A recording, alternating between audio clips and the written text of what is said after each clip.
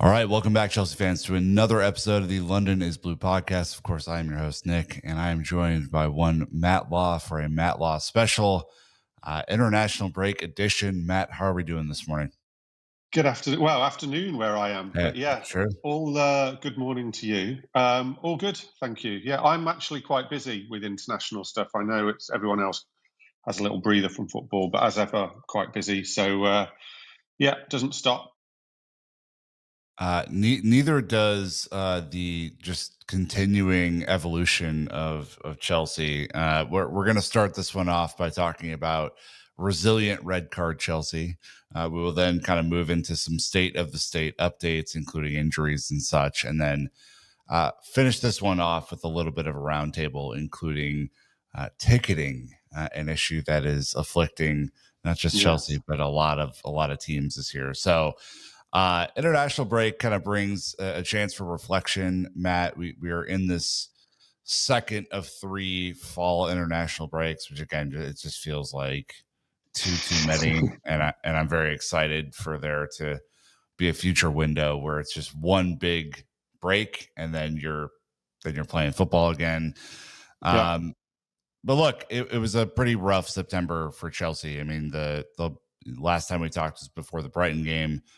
Brighton goes incredibly poorly for Chelsea and starts this, I think, surge of negativity after a couple of really bad results. And then Benfica's, a sturdy, kind of unbothered performance and Jose's return back to the bridge. And then obviously the massive high energy competitive clash against Liverpool, which ends up in a late winner for Chelsea. Um, Thoughts and feelings about what you've seen in the last couple of matches and what it means for Chelsea as they head into this international break. Yeah, I mean, trying to look at it not just on the last, because the temptation is to look at it through the prism of the Liverpool result because it was such a good result Sure. and a good Yeah. performance. And I'm going to try and step back a little bit and look at it more as a block of these games we've had in between international breaks. We'll probably get on to specifics of good stuff from Liverpool. They're definitely down on the points total they'd have hoped to have had from this block of games for sure. And as a block, it's been disappointing in the league for sure. One win, one draw, two defeats is not what they need really. The Liverpool result has obviously rescued it somewhat because it was looking like it could be an absolutely disastrous run. But the injuries keep piling up. There's been instances of poor decision making from Enzo. Again, that was slightly rescued against Liverpool because there was some very good decision making from Enzo in that game. So there's again evidence that he's quite a fast learner in that respect. The good thing is that you're better to win the last one of the block and not win any of the others than win the first one of the block and not win any of the others, because it at least takes you into an international break feeling some positivity, feeling some momentum, feeling something to really attack the next game out of the international break from. I'm sure we can break it down into sort of more nitty gritty points, but that's probably my overarching feeling on it all. Yeah, I mean, just a couple of pieces of context, especially as we kind of break down the Liverpool result, which is the most recent of the results.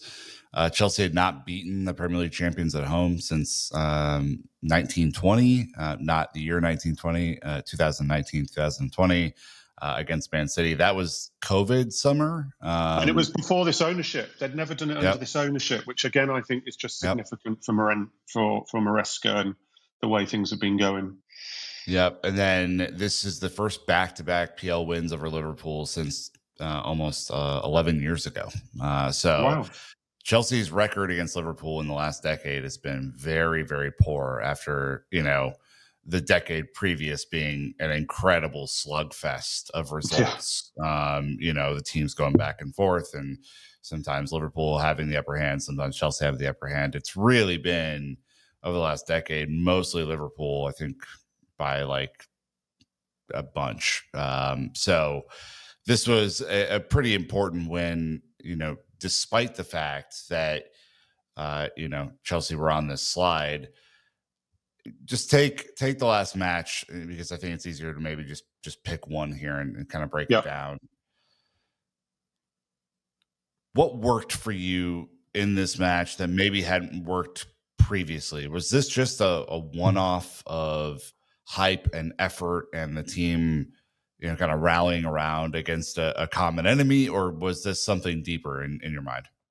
I think there was a bit deeper. Look, I think Enzo's decisions really paid off. His team selection to start with and his formation at the start of the game was a brave one, putting Gusto into basically midfield, keeping Reece at right back, and going with more of a 4-3-3 rather than a 4-2-3-1.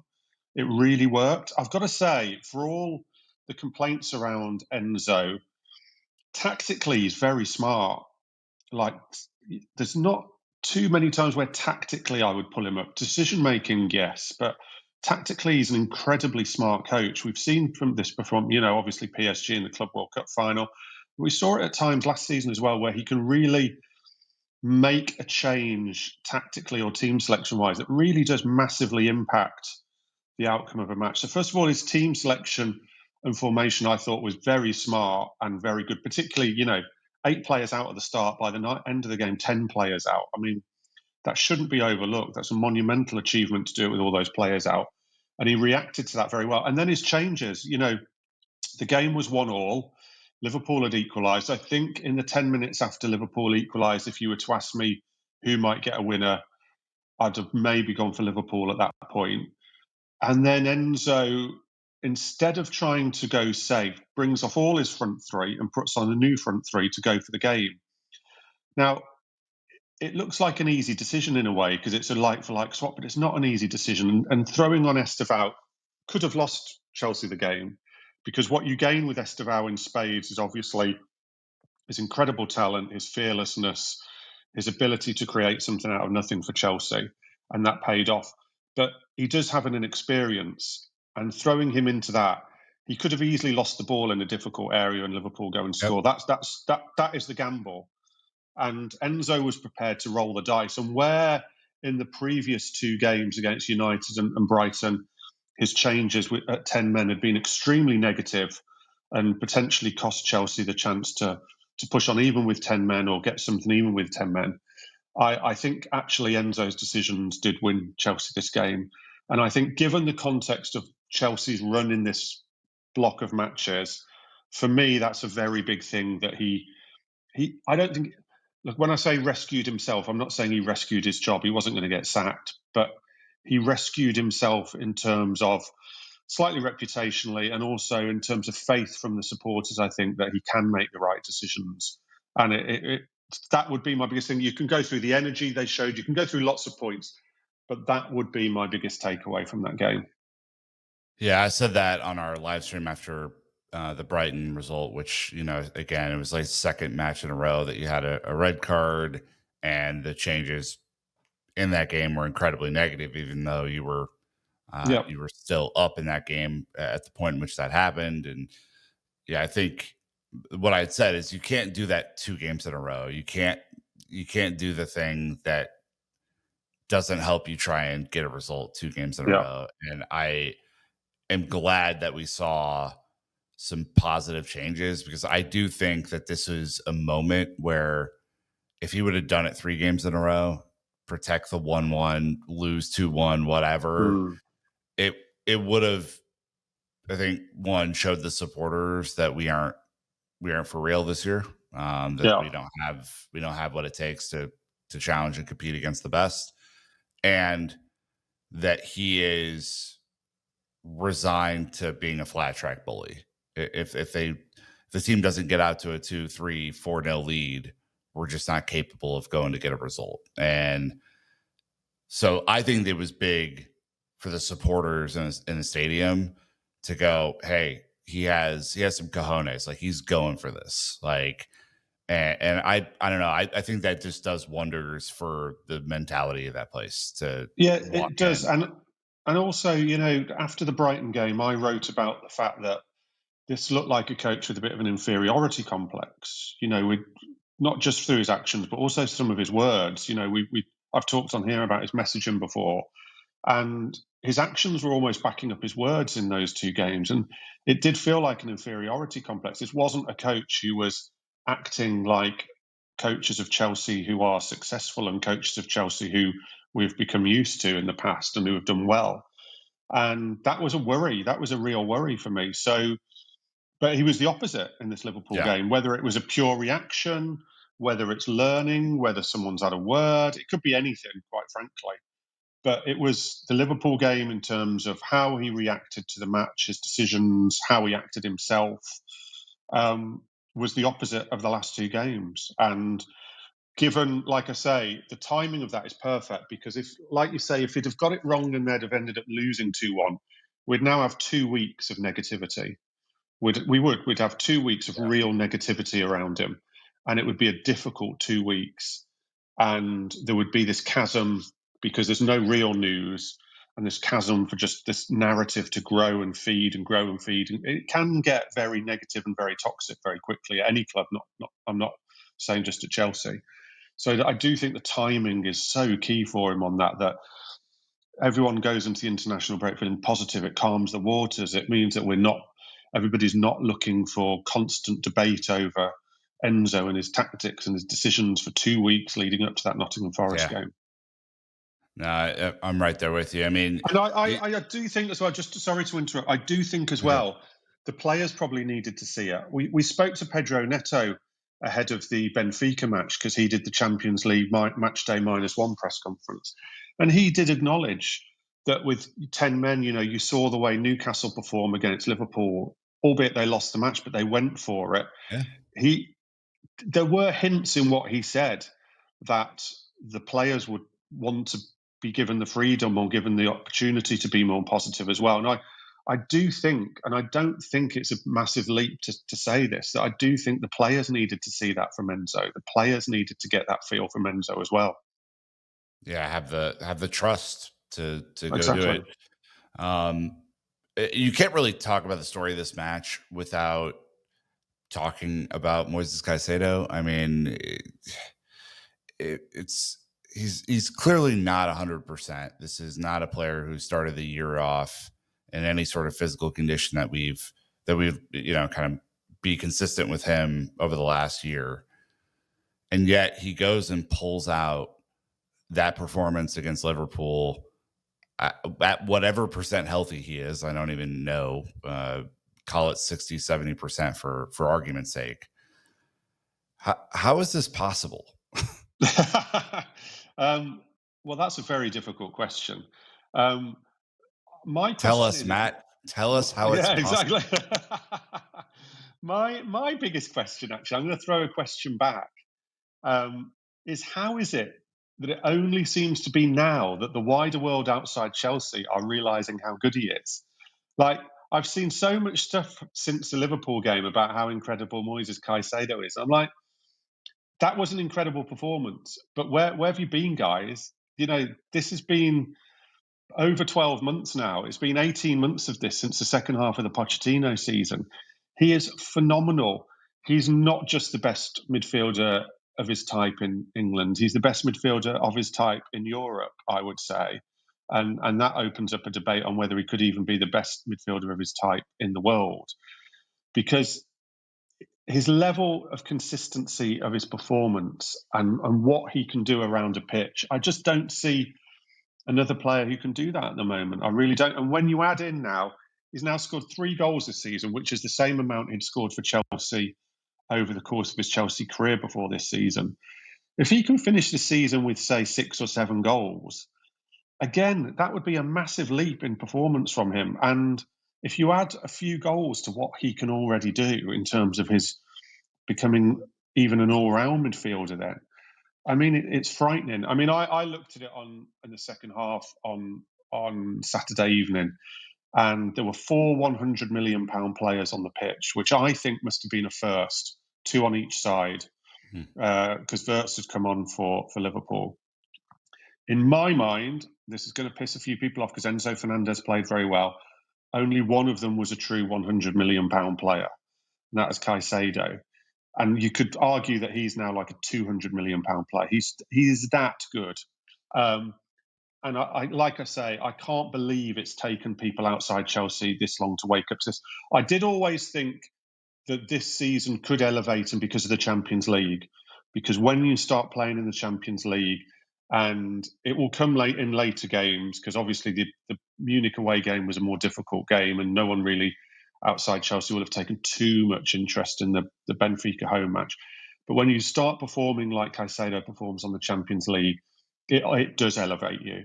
But people in England, people in the Premier League have got no excuse, and the pundits have got no excuse. They should have been, we've known for ages now how good he is. He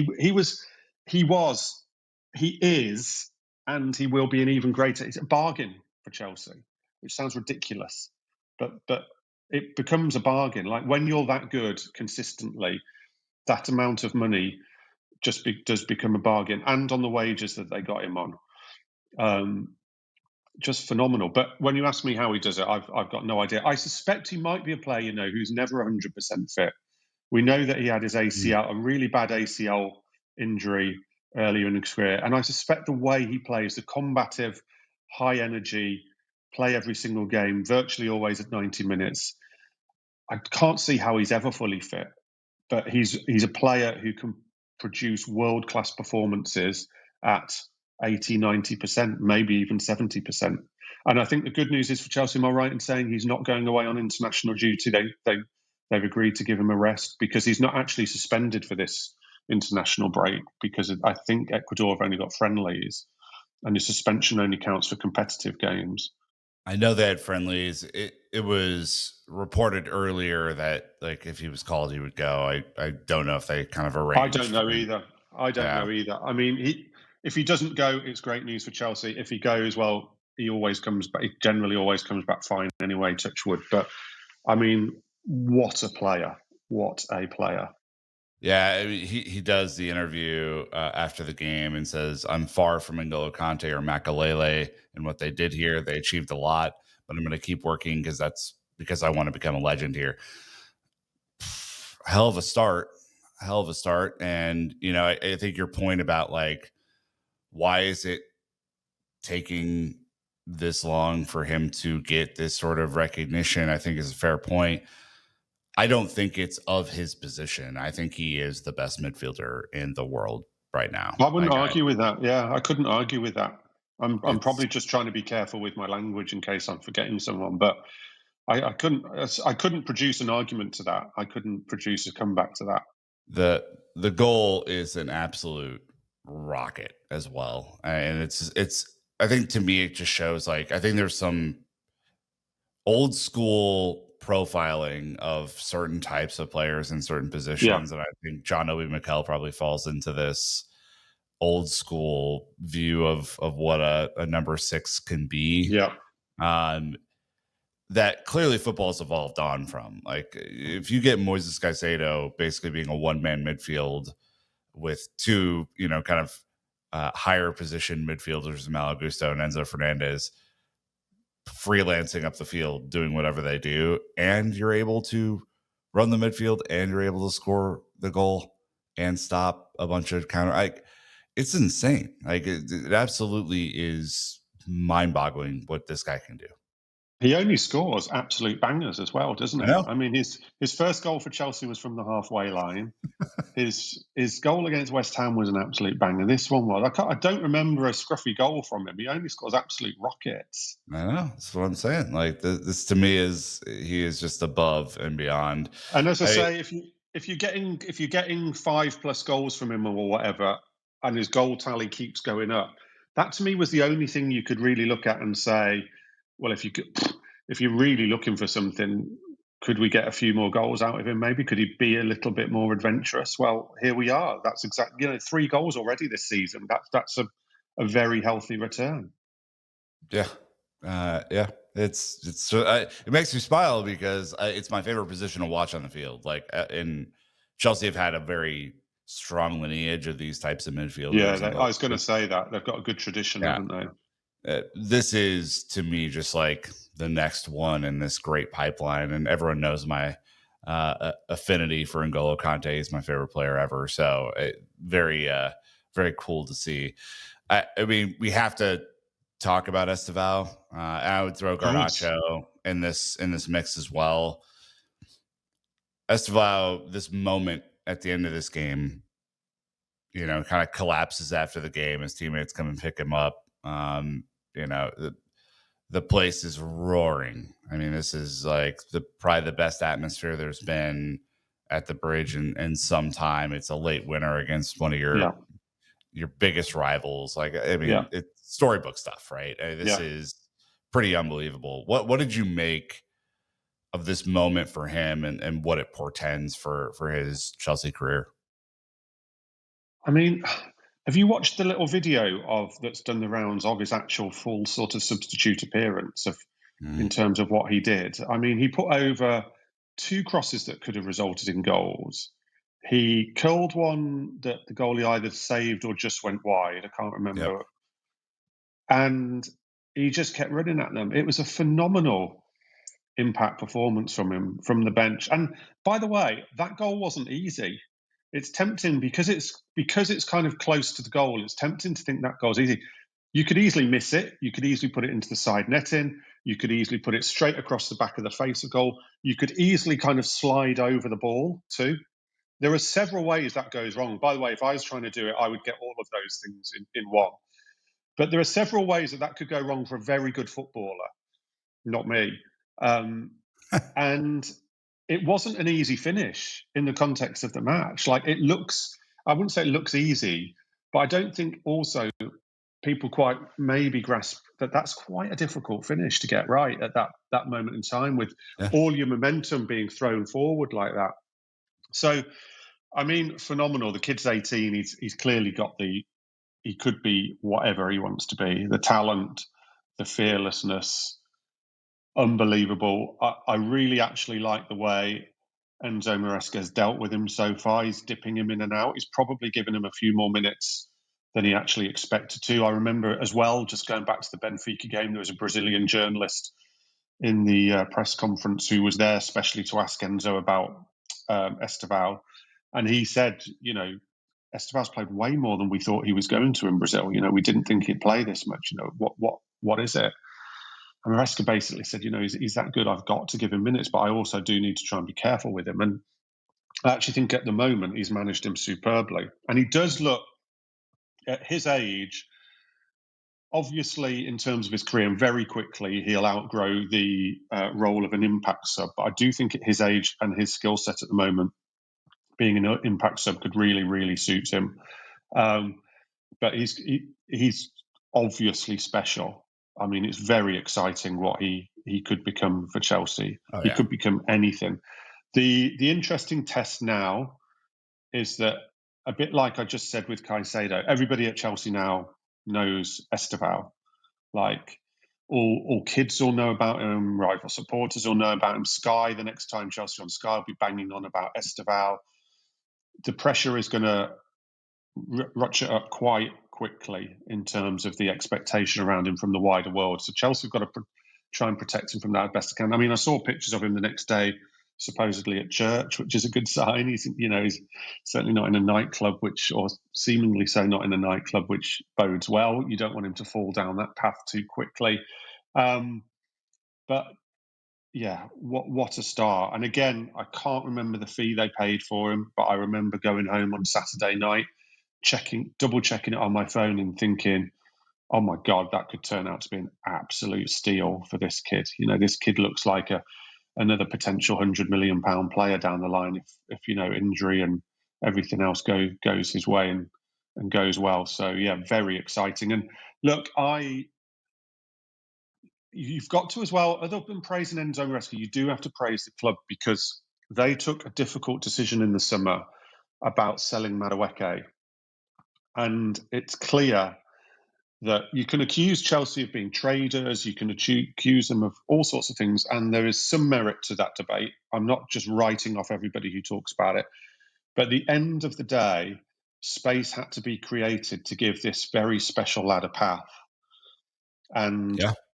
you had to be brave enough to sell Madueke, who I think was Chelsea's second top scorer last season. And it may be in the short term, we might get to the end of the season, Arsenal might have won the league, Madueke might have scored 10 goals for Arsenal. And you could very easily construct an argument that Chelsea shouldn't have sold Madueke to Arsenal. But if you want this kid to become what he obviously could become. You have to create space and a pathway for him. And Chelsea did that in the summer, and it's very exciting where that could lead. Totally agree. And Garnacho too in this game, in particular, really was the outlet for Chelsea for a lot of the Yep. game. Uh, Definitely took a step up from previous performances. Thoughts on where he kind of takes this moment? Is he, essentially establishing that left wing for himself? Yes. I mean, clearly, we talked about it. There's going to be a few fitness issues around Garnacho because he didn't have a pre-season. He'd been training on his own. If you look at all the players who have that kind of summer, Isak's one, Sancho at Villa's one, obviously Garnacho's one. They're going to take a little bit of time because you can't just throw them in. They'll either be horribly off the pace or they'll actually just get an injury. So it takes a little bit of time. I thought he was bright against Benfica actually, but you're right. The level of performance against Liverpool and the threat he carried was a step up, and it was very encouraging. And you would have thought that he, after this international break, he really will start to make that last third of his own. Having said that, Gitten's made a very good cameo appearance, and I think he deserves a bit of praise because he's had a lot of criticism over the way he's started his Chelsea career. And I thought he was bright. I thought all of Chelsea's wingers in that game, all four of them who played, all actually at different levels, had good games. But Garnacho, it was very encouraging from Garnacho. I mean, I've said from the start, I think he's a good signing. I like him. He's direct. He carries a threat. He can carry a goal threat too. And he was very good against Liverpool. Obviously, as well, I think playing against Liverpool, he would have a little bit of extra needle because the Man U passed and they kept booing him every time he got the ball. And he dealt really well with it. He seemed to use the boos as fuel, which is a good sign as well. I guess final note on the whole Liverpool experience, before we kind of get into some updates and things. This was the third straight Premier League match where we had a red card. This one was Maresca. Joao Pedro got a very cheap one against Benfica in the midweek.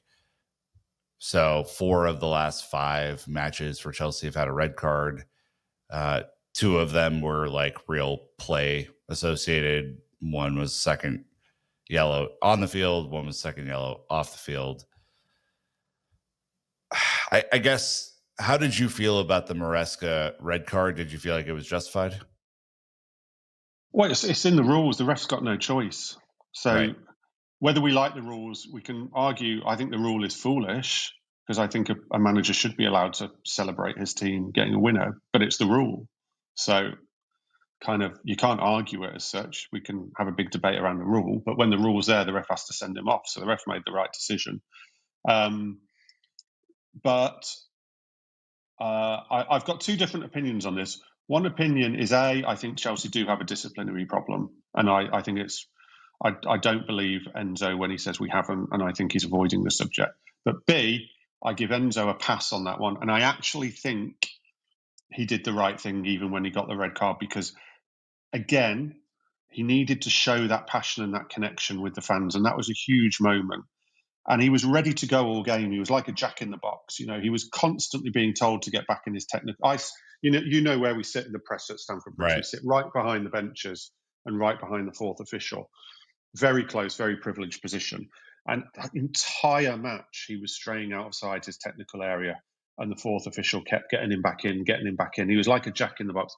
Then he gets booked because he wants was it a penalty or a foul that he's appealing for, and he's shouting F off at the 4th official, and he has a go at someone on the Liverpool bench, and that's getting the crowd up behind him. Part of the Mhm. atmosphere. He did help the Oh yeah. atmosphere. His behaviour whipped them up. It was very Conte, Tuchel, sort of Jose-esque. And then he had to celebrate that winner. He had to celebrate it, and I thought actually that will only do him good with the Chelsea fans. I wrote a piece about it. Chelsea fans like their sort of bad boy head coaches, and like it when they sort of lose their minds a little bit. And that was our first real taste of that with Enzo, and that will help him with them. But I think as a more general point and a broader thing looking forwards, because obviously you're not always going to have those moments. They do have a disciplinary problem, and part of that probably does come from the coach. Yeah, I mean, I guess that's my broader question here, which is like, how do you like try and fix this if you are now like a documented part of the problem? Like, and it's obviously I agree with hey, this one was worth the Yeah, exactly. you got your money's worth, right? Like this Yeah. was one of those that I don't really care that much about. But it still begs the bigger point, which is like if you're the one in charge and you're even culpable in this, like is everyone running laps when they get back for all the red cards? Like, are you a part of that? Like, what?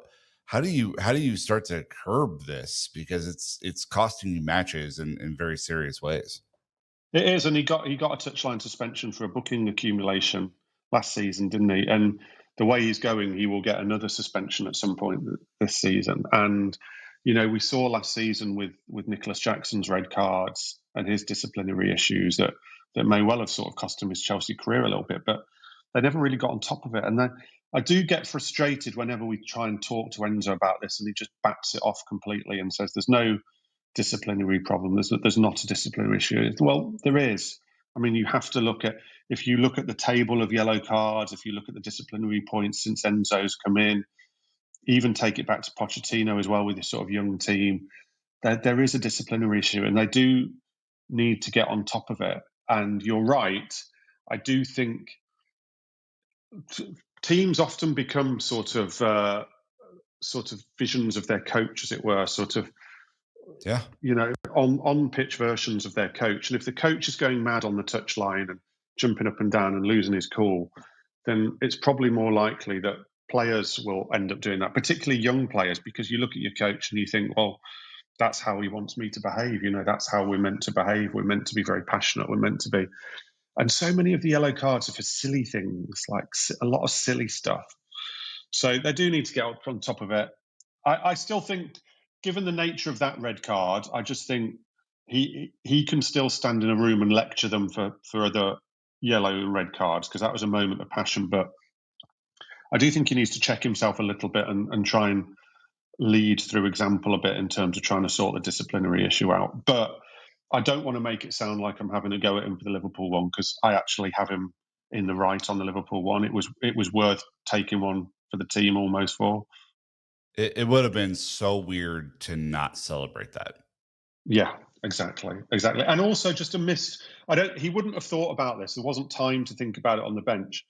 But also just a missed opportunity. It was a really good moment of connection between him, the players, the fans, the atmosphere. As you said, the atmosphere was phenomenal. And I thought, like I just said, I thought his behaviour through the match did actually whip up the atmosphere. And several times he turned around to the crowd and did the hands up and gesticulated to them. And he was trying to help create that atmosphere, and he did succeed in that. So I don't want to have a go at him for the Liverpool one. I do have a broader point that they do need to sort out the discipline a bit and become a bit. I just think they need to own it as well. They need to own the fact they have a disciplinary problem and sort it out rather than pretend they haven't. Let's move on to the state of the state here, and the state of the state is that Chelsea's injury problems have significantly mounted since we last talked, which was only 3 matches ago at this point. Obviously, Trev booked for a red card, so he's out until Forest when we get back from the break.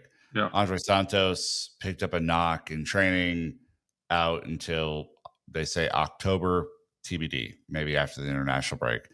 West Fofana obviously had a concussion, was allowed to play. Don't know how that happened. That was very weird. I mean, concussion Because of protocol. the way the fixtures have gone with Champions League, Jose coming back, Liverpool game, that whole Fofana thing got glossed over a little bit. Never really got a proper chance to sort of focus on that. Should never have happened. Don't know how it happened, but should never have happened. I mean, like you hate to be the guy who can diagnose on TV, but like clearly, we're not even going to take like a. This is why people want the concussion sub so Yeah, badly. Yeah. because like you clearly need more than 30 seconds to do the eye thing to test. Yeah. Take him aside for 5 minutes. If he can play, great. If he can't, you already have the sub in. Like what I Yeah. don't know. It's a dangerous mistake that was made there. Oh, hugely dangerous. Yeah. I mean, we all know we've already been through the concussions of like 5 years Yeah. ago. I've already like counted that in my brain. Tosin out for a little bit, kind of a short-term injury. Cole Palmer and the curious case of Cole Palmer, who even in celebration did not look like he was super comfortable. Is Well, this going to be longer, you think? Did you see Tuchel's quote? Because Tuchel was asked about Cole Palmer when he didn't select him for the England squad, and his name came up. So this was last Friday, so before the Liverpool game. And Tuchel was asked about the fact Cole Palmer now I think he'll have played once for England in a year because he keeps missing games through injury. And so Tuchel was asked, are you worried that you just haven't really got any time to work with Cole? You know, you've had him once basically. And he said, well, there's nothing I can do about it. He called it a chronic groin injury, first of all. He has a chronic groin injury, and there was never any chance we could pick him. And then somebody said, does it annoy you that often he misses England games and plays the next Chelsea game? Because if you look, in fairness, that has happened quite a bit, and some England managers in the past get very annoyed by that. And he said, I'll be very, very surprised if Cole plays the next Chelsea game. So he A, called it a chronic groin injury, and B, basically, in his mind, ruled him out of the Nottingham Forest game and just left it at that. Now, obviously, Chelsea are saying it's an ongoing issue that they're having to manage. And some people will tell you at Chelsea that he could play, but they don't want to risk, obviously, something terrible happening. But when you looked at his reaction when, was it Lavia jumped on him or someone Uh, else? no, it was Someone Jarrell jumped on him. Hato. Yeah, Right, Jarrell yeah, Hato. someone jumped, and when you look at his reaction, you think that doesn't look good at all.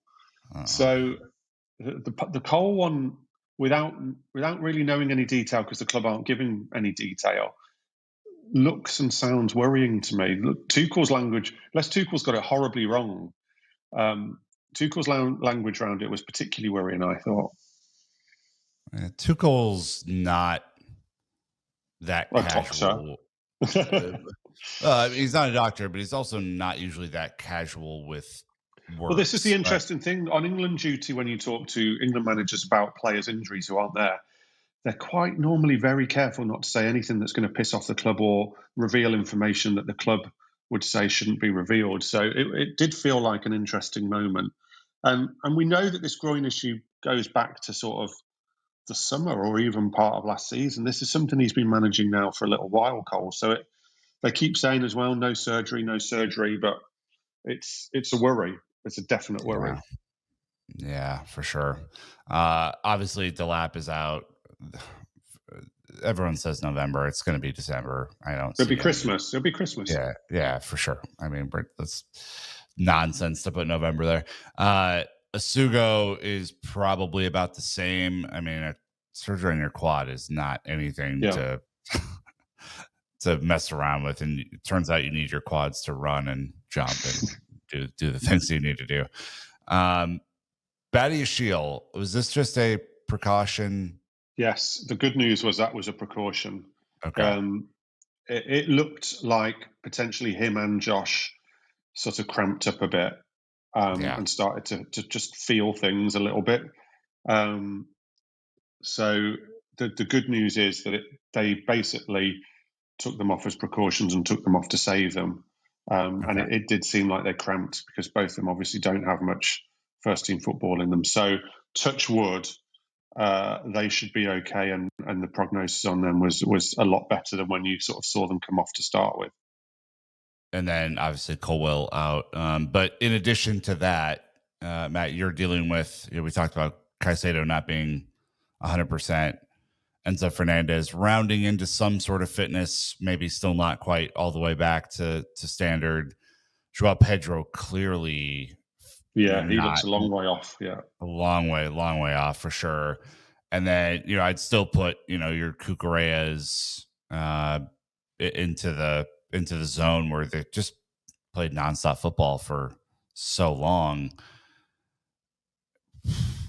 Chelsea's going to have to trust some of these other players, right? I don't see another option.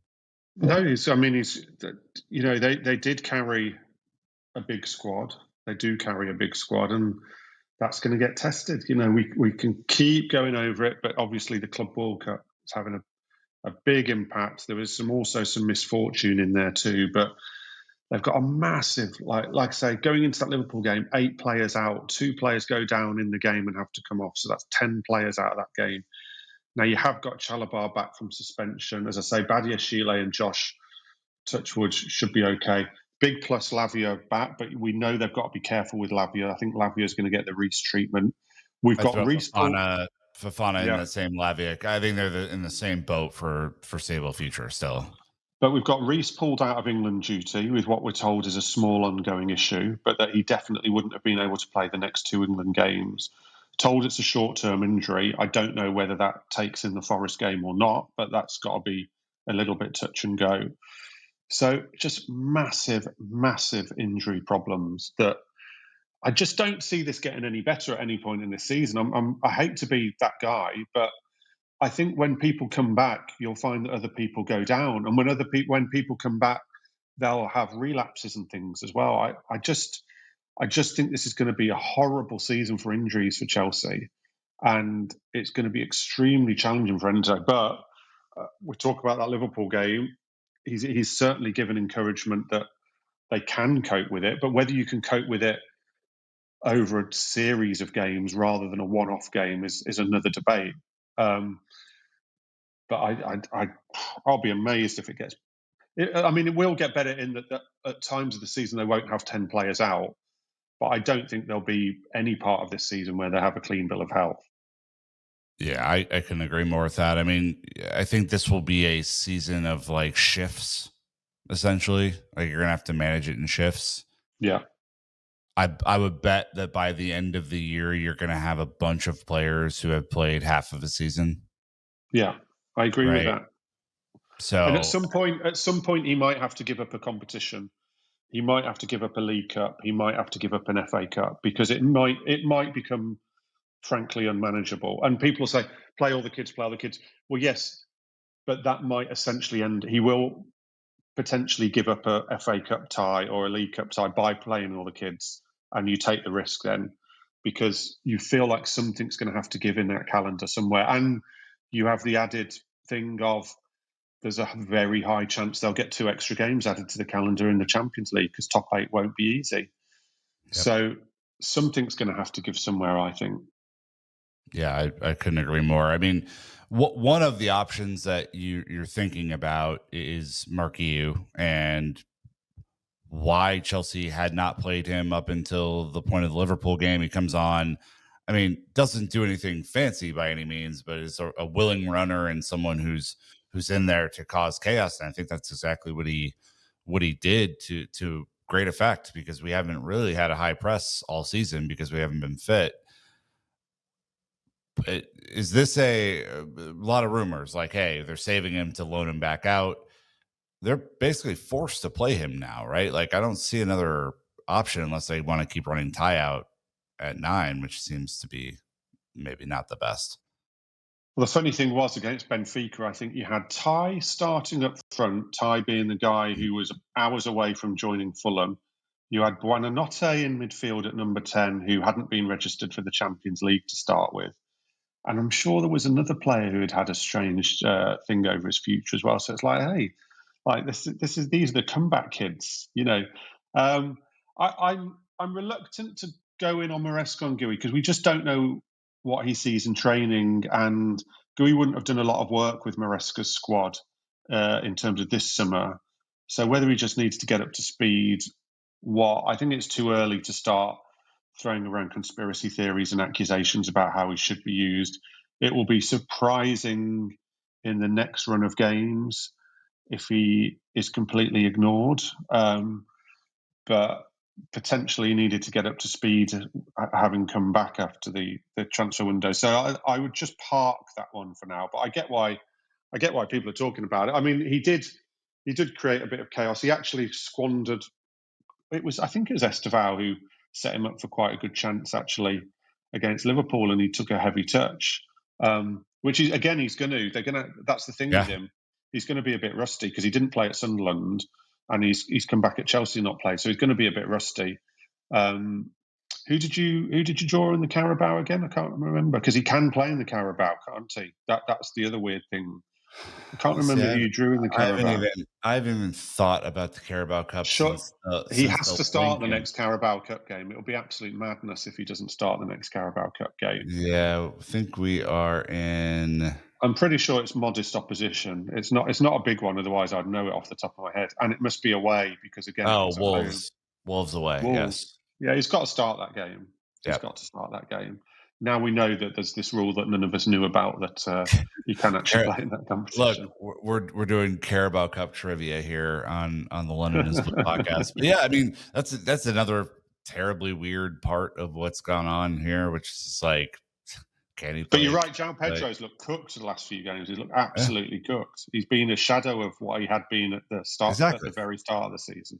And he's your only like really proper number 9 option in a big game. And so I guess my question is, like, if you're Maresca, just like put yourself in that box, like running him out there at half speed is not a great option. Like, surely he's going to need to get some rest over the next month or two to be fit and competitive to play in the big games. And well, yeah, although in fairness, he dropped him out the Benfica match, didn't he? I know that doesn't give him a massive rest, but he's obviously tried to rotate there. He can only rotate as much as he feels without actually massively compromising results. And because of the results before, the Benfica and the Liverpool games became really massive games for him and Chelsea's season. So let's see. Like I say, let's just park it and maybe take a view in this next run of games. But you'd be very surprised if he didn't get a little bit more in the upcoming games. Yeah, and I think just like covering back off on Lavia and Fofana as like a slow walk duo getting back into the team. The club obviously need them to play because there's plenty of time available in both those positions to play right now. They're probably not going to risk them in any serious way because they've taken this long to get back into match fitness. So, like, are we looking at another couple months of them kind of being slowly integrated back, do you think? I'd be surprised if either of them play sort of 3 games in a week with the Champions League. I think they'll always be dipped in and out of that because Fofana wasn't put in the conference. They both actually weren't put in the original Conference League squad, were they? For that reason, basically, that there's no way they can cope with playing 3 games a week. And given they've both had problems at the start of this season, I don't see a scenario where they could safely play 3 games a week. So I think they're constantly going to get rotated. And I do think that given the good run now of fitness, although obviously there's a little doubt over him again of Reece, that will be a bit of a template for them, that they will have to be really careful with them and be very, very slow with them. But Lavia actually very good when he came on. I mean, we know he's a class player, but again, going into a match like that off the bench, having played virtually no minutes this season with his injury record, again, that could have gone quite badly wrong. It could have been very rusty. So you immediately saw his class when he came on the pitch. He's such a classy player. So if they can just find a way of getting him so he's available, he doesn't have to be fit for every game, but he's available, it would be a massive plus for them. Yeah. I guess to round up this section before we go into the next one, before the Liverpool match, some murmurs about Enzo and his future and, board review and all that sort of stuff. I know that you published a story about it. I mean, this result will obviously stem that tide and not, I think continue the storyline into the immediate term. But like, is there something there in your mind?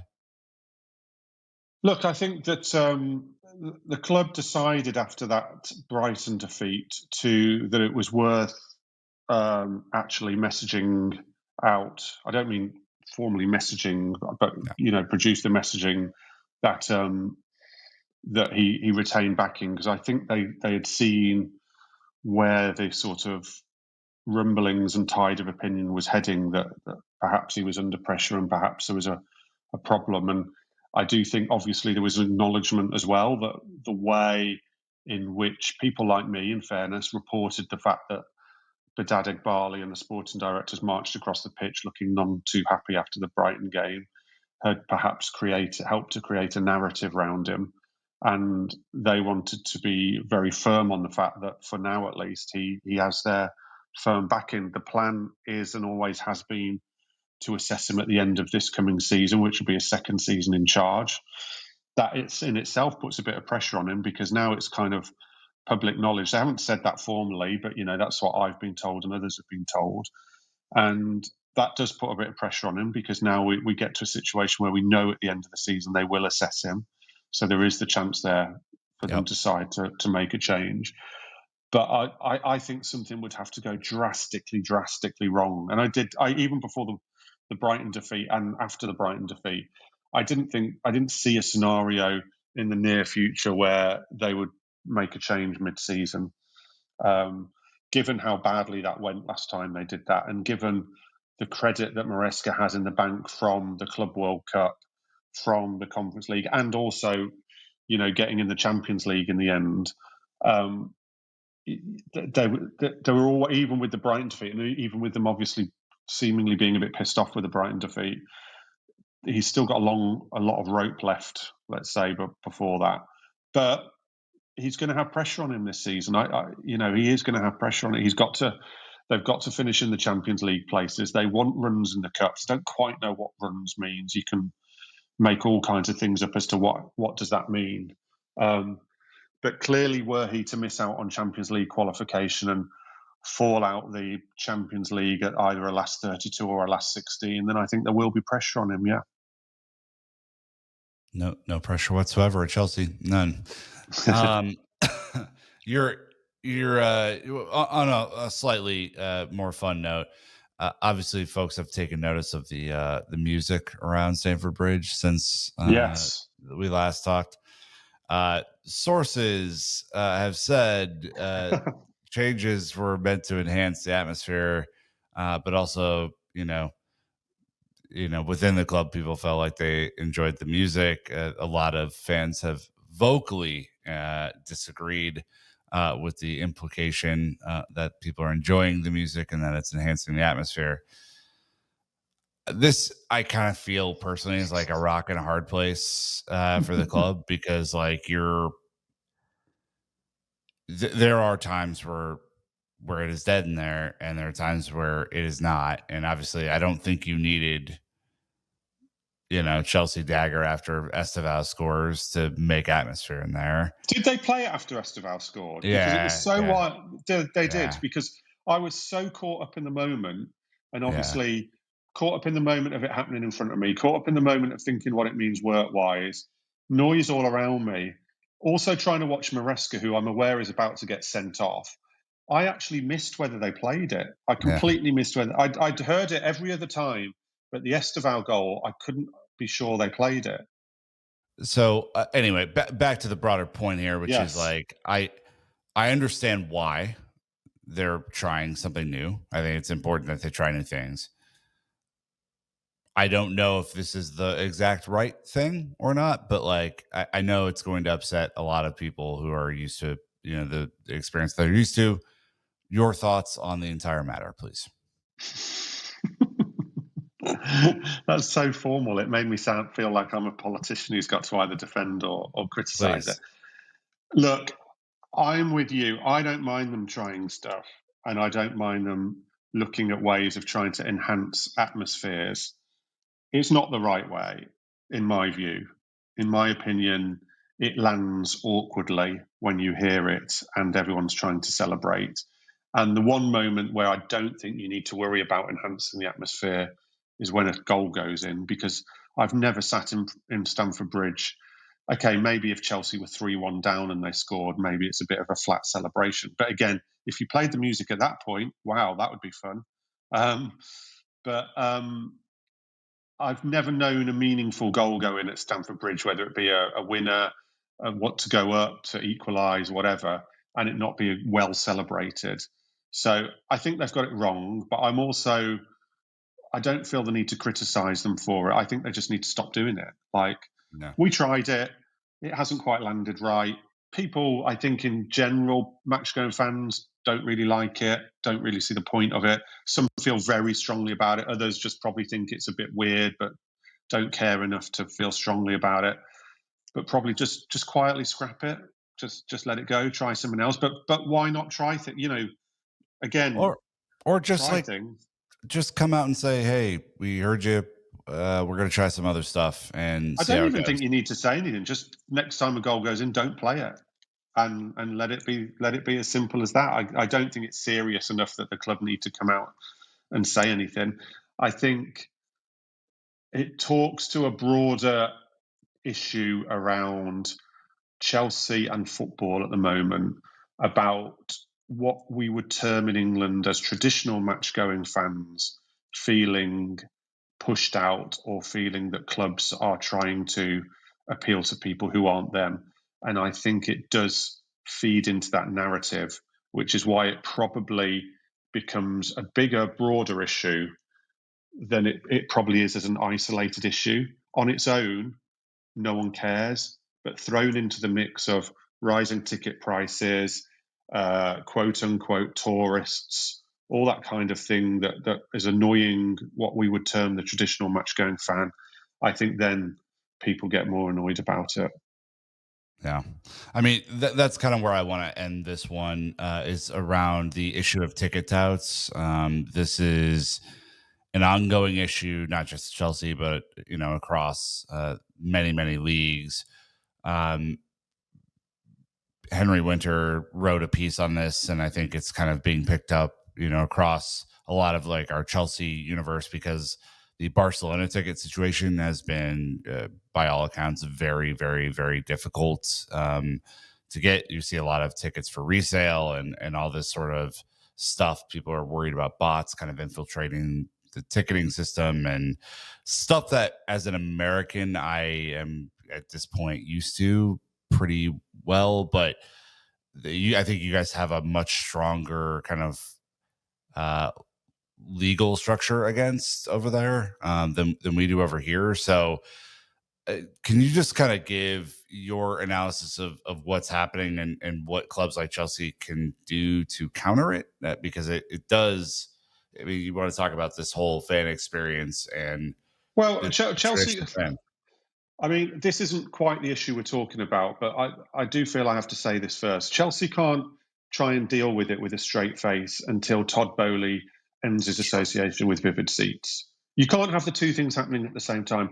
You can't have Sure. Chelsea supposedly clamping down on ticket touts or accusing people of being ticket touts or whatever, whilst one of the co-controlling owners is aligned to Vivid Seats. That has to stop.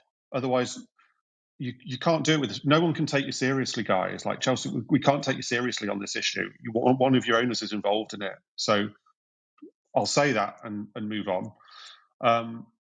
Not going to make me hugely popular, obviously, but I'll deal with that. Don't worry.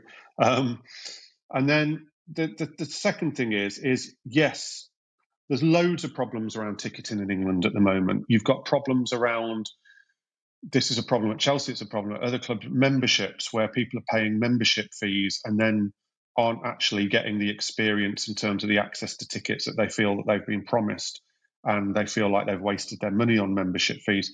That is a massive issue that has to be sorted out, because people just feel like they're having their money taken out of their pocket for absolutely no reason. Ticket touting and the resale of tickets and the dynamic pricing, that, I mean, that's more for concerts at the moment, but I do fear that dynamic pricing one day might come into football ticketing. That's got everybody really scared. Everyone's just really scared about it. Everyone's scared that they're just going to be really horribly priced out. And you see the World Cup tickets go on sale last week, and the prices that people are asking, loads of people are just scared about, A, can they get access to tickets? And then B, when they do get access to tickets, can they afford these tickets? And who are these tickets predominantly being aimed at? And that is all a massive issue. The pricing around Benfica, which we didn't get to talk about last time because of the timing of when we went out, was, I thought, disgraceful. I thought it was really poor. I thought it was cashing in on Mourinho's return. I know the club will argue PSR and revenue and all that. Don't do it by the fans. Don't take money off the fans to try and sort those issues. Spend a bit less on something else, or here you are, guys. Get a front of shirt sponsor and accept a little bit less and actually get a front of shirt sponsor sorted. Don't take the money off the fans. It's crass. It's dishonest to level the PSR at that as well. I don't like it at all. I would reiterate that I went to Villa as a fan at the weekend for the Burnley match. Thank God we won. I was chatting to someone who's lucky enough to have corporate tickets at Villa, and their corporate tickets from last season to this season have virtually doubled, and we're not even in the Champions League this season. There's loads of displeasure at loads of different grounds at this. This is a problem that's affecting everybody. But we're on a Chelsea podcast, so we have to talk about it in the realms of Chelsea. I don't mind. People have taken the sort of mickey out of Chelsea and criticised things like the Dugout Club. I don't actually mind things like the Dugout Club. That's a small section of seats where they can charge phenomenal prices that most people would never pay. But if you can get the money there in the very small section that is, surely you're getting the money there to try and keep the other prices down and to keep other people able to afford it. Surely one should help the other. So it's a very complex issue, but Chelsea and lots of clubs aren't getting it right. And quite frankly, like I say, one, Todd Bowley needs to disassociate himself from Vivid Seats. And two, people from the club such as Danny Finkelstein can't be throwing around the PSR wage to revenue argument when there's no front of shirt sponsor. Yeah, that would be difficult. I mean, I also just think that the attendance at Benfica was not a sellout. I think it was like 38,000. Do you know what? Do you know what is really interesting on this as well is I had to do some research for a Peter Kenyon article I did about Mourinho's time. Mourinho's last Champions League game in charge of Chelsea and his first spell, obviously hugely successful. Yes, it was going south. They played Rosenborg at home. The attendance was 28,000 for a Champions League home game because people had got sick of what was going on. Now, that won't happen again because football's moved on and football tourism has moved on as well. And Champions League game, you're never going to get 28,000 in the bridge. But I was like staggered at that. And you are going to get games where you have a lot of empty seats with what's going on. And again, that will then bring us around to the atmosphere discussion. And is the atmosphere bad? And is the atmosphere... Well, funny guys, you're charging so much money that people can't go. What's going to happen? Oh, the stadium's gone quieter. And then the coach needs to whip it. It's all just a massive vicious circle. So it's a very frustrating thing. But I am very much on the side of supporters on a lot of these arguments. I think supporters need to be looked after. No amount of music in the stadium can overcome the lack of 6,000 people that should be there. Exactly. Take that for what it is. But let's end this one here because obviously you have stuff to do. I have stuff to do. But thank you to everyone who's listened. Thank you, obviously, Matt, for joining. We'll be back in a couple of weeks to see how things are. No, next week. See how things are going kind of into the next month of matches before the November international break. Then we can have a huge party that after the November break, it's good to go. Yeah. I can't wait. I can't wait to play more than a month of football at a time. So thanks, everyone, and we will see you next time. And, of course, keep the blue flag flying high.